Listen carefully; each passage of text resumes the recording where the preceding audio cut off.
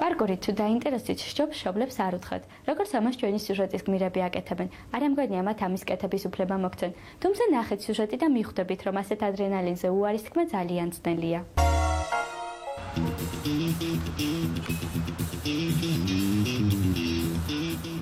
საფრანგეთში დევიდ ბელეს სპორტის ამ სახეობას რომ იგონებდა, ალბათ ვერც კი წარმოიდგენდა, რომ იმ დორები როდესმე საქართველოშიც გამოუჩნდებოდა.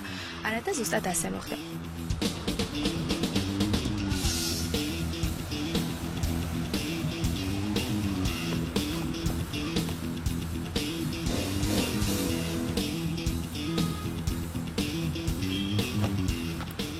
ჯითი-ქრუს ბიჭები უკვე 1 წელია ვარჯიშობენ. მართალია თავიდან სულ ორნი იყვნენ, მაგრამ მალე ამ გართობამ მათი მეგობრებიც გაიტაცა. მიუხედავად იმისა, რომ საერთოდ პარკური სარისკო სპორტია, მაგრამ თუ ადამიანს გააჩნია გამბედაობა და თვითრწმენა, ყველაფერს შეძლებს.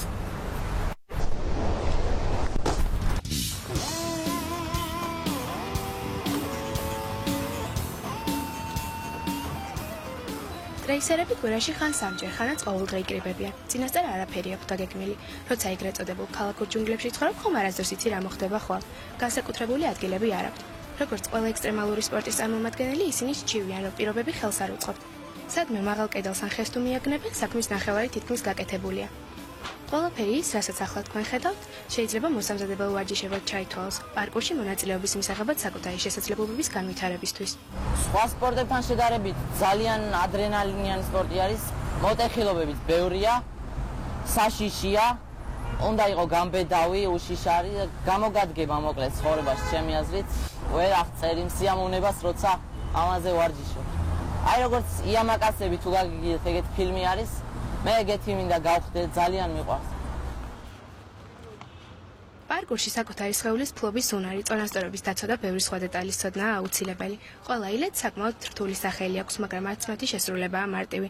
ჯგუფის ერთ-ერთ ყველაზე გამოსულ წარს თუ დაუჯერებთ? ხსაცმელები არ უნდა გეცვას, ნამდვილად ბოტასები უნდა გეცვას და ძირითადად ბოტასებს უნდა კონდეს მოჭიდება და რა ვიცი, ცოტა რბილი რო კონდეს ძირი. ეს ხელზე ის არის. ძირითადად ხელებს რო არ გეტკინოს რა ზოგ რაღაცაში და ფორმას რაც შეეხება ტანსაცმელი, ჩვეულებრივი მაიკა და ფარტყუნა შარვალი ან მოკლე ისინი ბრიჯები.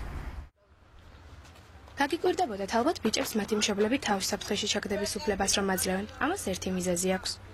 ზუსტად არ იციან და არც იციან სპორტის შესახებ. სამაგიერად ხშირად გაკვირვებული გამრავლების საყვედურობენ. ერთ-ერთი ასეთი შემთხვევა დღემდე ახსოვთ. იცით რა არის ცოცხლე? ცოცხლე არის? თქვენ ბეწზე რო შევიდით, ეხა ხერხემალი რო დაგერყა შემაიმუნო შენ,